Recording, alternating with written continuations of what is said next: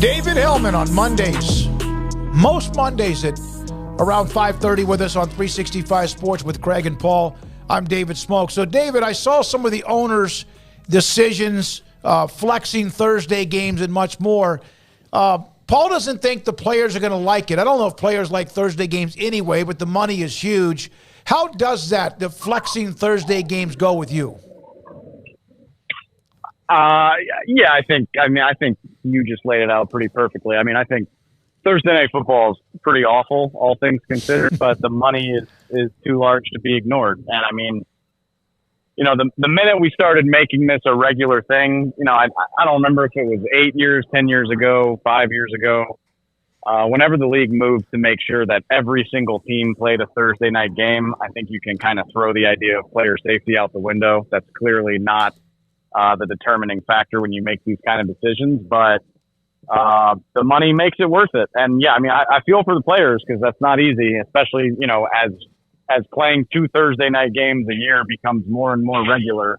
And it's only a matter of time before we're playing 18 games a year. You know, that's already provided in the CBA of the owners. All they have to do is flip a switch to get an extra regular season game. That's coming before too long, if I had to guess. So, I mean, you're talking about, if you make the playoffs, you're talking about a 25, 28-week season. So I feel for them, but the money is there. And clearly I think the NFL was pretty alarmed by how far the numbers dipped last year with some of those matchups. So I don't agree with it. I think it's kind of hypocritical.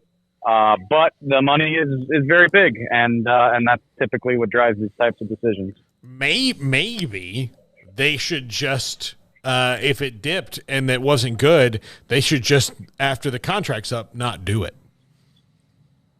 That toothpaste doesn't go back in the tube, though. You know, I mean, you could make an argument. You know, I've been saying for years, I think you could probably lop 20 games off of the NBA schedule and probably lop 30 games off of the MLB schedule, but you don't get owners to agree to less revenue for their teams. So I think it's here to stay, unfortunately.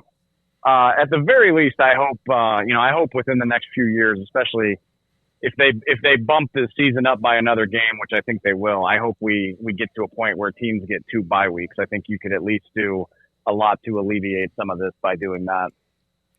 David, do you think that if the Cowboys get to training camp and they're concerned about Tony Pollard's durability and Deuce Vaughn's readiness, that they would bring in a better veteran than Ronald Jones at running back?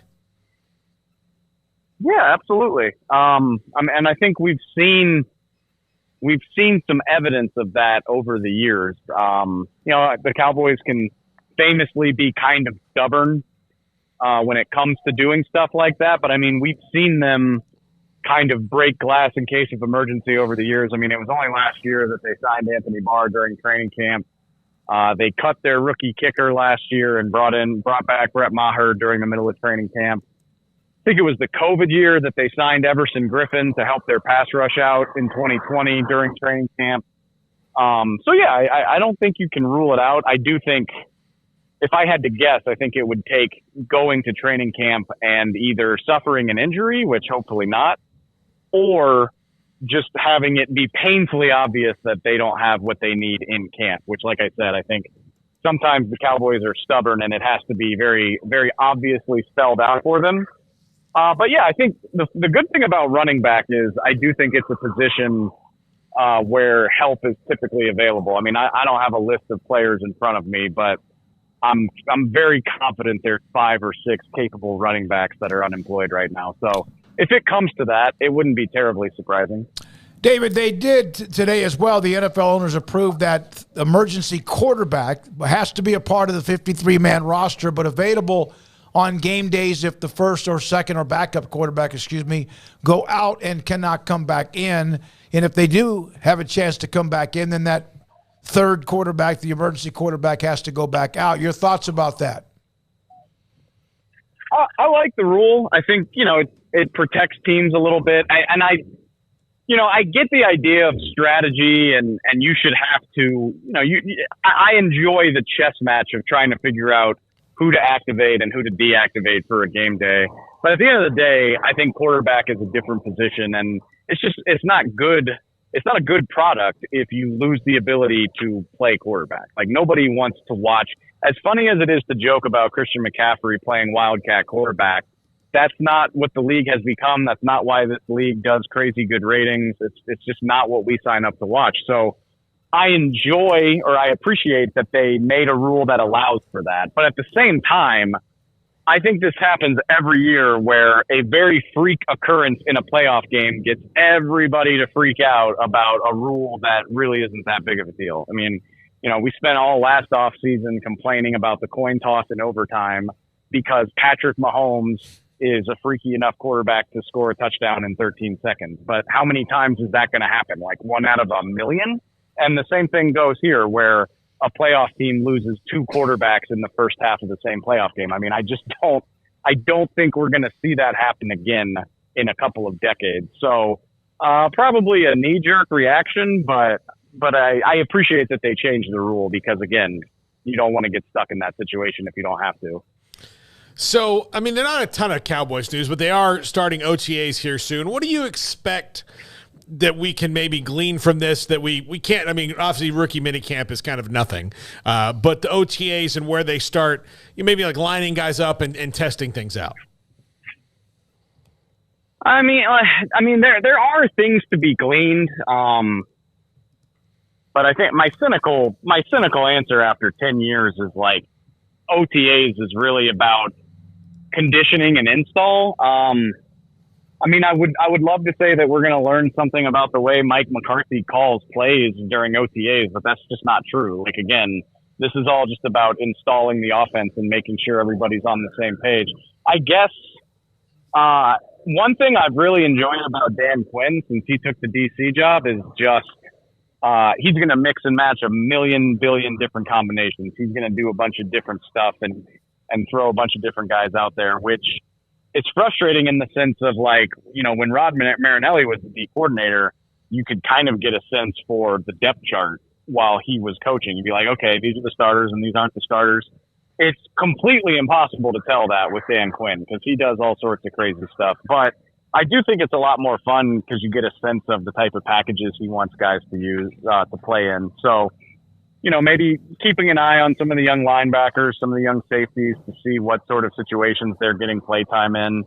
I guess that could be beneficial. But in my experience, it's not to say that there's nothing to be gained from OTAs, but from an outsider's perspective, not knowing what's being installed or what's being called, I'd say it's not overly useful for those of us on the outside.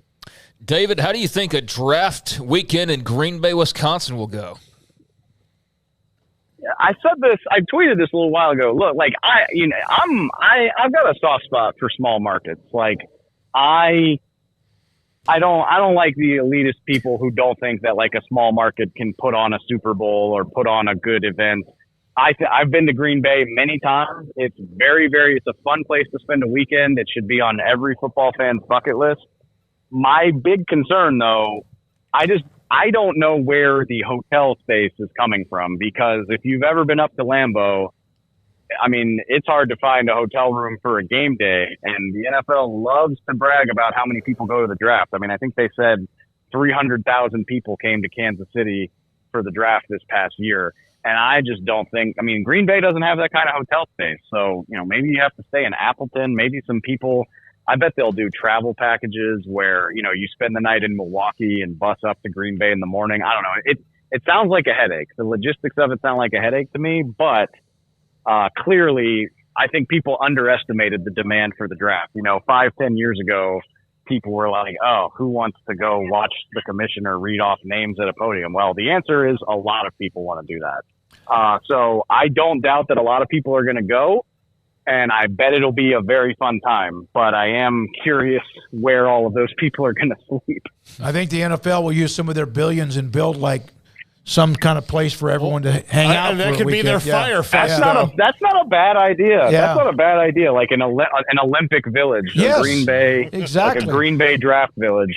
Yeah, we were at the front of when it changed. It was, of course, at in New York. We were there when RG3 was picked as the number 2 pick behind Luck, right, in the draft. And then pretty soon after that, Chicago, then Nashville, right, Philadelphia. It's been everywhere. It's real. I was wondering about that. It has really turned into one hell of a deal of what they're doing with that, the way they've moved it around. Yeah, absolutely. I mean, yeah, like I said, I think the first time I remember the draft going on the road was probably 2016. And I think nobody believed that it was really a worthwhile idea. And here we are 7-8 years later, and it's the biggest event of the NFL offseason. And I mean, y'all know me, I'm a draftnik, so I love it. So I'm not going to rain on anybody's parade about draft weekend. I saw somebody say this on Twitter. If the NFL decided to do it, that probably means it's going to work because through sheer force of will, typically most of their ideas do. I mean, they pulled off having a Super Bowl in New York in February. They pulled off international games and a dozen other things in between. So if I had to guess, it'll probably be pretty successful. Thank you, David. Appreciate you as always. David Helman, Fox Sports, with us Mondays on 365 Sports. I wanted to ask him about Bill